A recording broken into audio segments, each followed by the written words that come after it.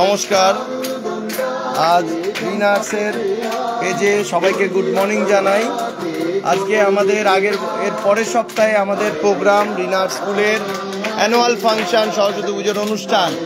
তাই জন্যে আজকে সবাই আমরা একটু এখন রিহার্সালের পার্টটা করেছি একটু, তাই জন্য আপনাদের সবাইকে দেখাই যে রিহার্সাল বাচ্চারা কি সুন্দর করছে, করে দেখুন যে কেমন লাগে। আমাদের 30শে মার্চ কমিউনিটি হলে, রামগড় কমিউনিটি হলে আমাদের প্রোগ্রাম, সেই জন্যে সবার উপস্থিতি কাম্য। তাই জন্যে আপনাদের দেখতে বলছি। এখন আমাদের রিহার্সাল হচ্ছে, দেখুন সবাই।